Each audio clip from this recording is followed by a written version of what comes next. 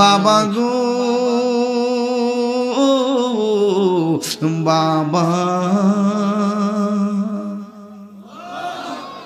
আমার বাপটা মার্চের 5 তারিখে দুনিয়া থেকে চলে গেছে।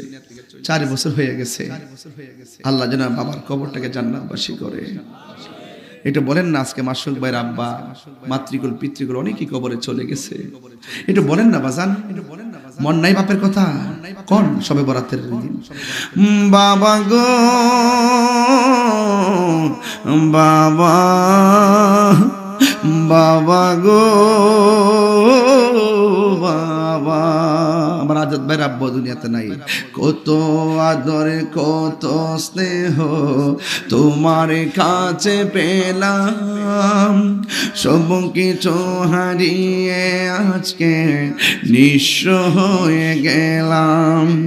কত আদরে কত স্নেহ তোমার কাছে পেলাম, সব কিছু হারিয়ে আজকে নিঃস্ব হয়ে গেলাম।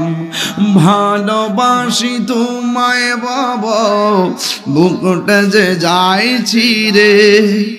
ভালোবাসি তোমায় বাবা, বুকটা যে যাইছি রে। তোমার কথারই হৃদয় মাঝে পড়ছে বারে বারে। বাবা গো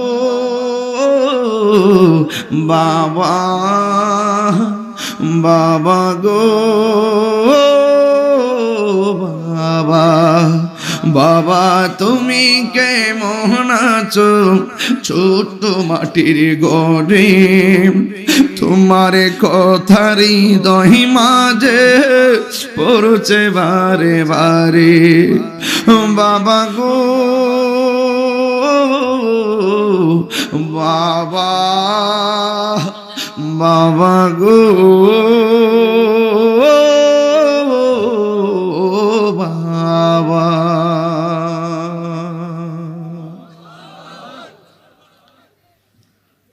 যুবক যুবক যুবক যুবক, আপনাকে বলছি জীবনে যদি আপনি জিরো থেকে হিরো হতে চান, বাপ মার দোয়া ছাড়া আপনি হতে পারবেন না। বাপ মার মনে কষ্ট দিবেন, হিরো থেকে জিরো হইতে সেকেন্ড লাগবেন না। মনে রাখেন, টাকার শান্তি বড় শান্তি না, মনের শান্তি সবচেয়ে বড় শান্তি। মা বাপের মনে কষ্ট দিয়া তাহিরির সামনে বড় পেছিতে বৈশা ওয়াজ শুনবেন, আপনার মতন শ্রোতা তাহিরির দরকার নাই। মা বাপের মনে কষ্ট দিয়া তাহিরির কাছে মুরিদ হইয়া গরু লয়ে যাবেন, আপনার মতন মুরিদ তাহিরি দরকার নাই।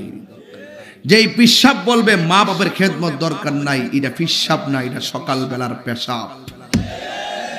কথা বলেন ঠিক না বেটি?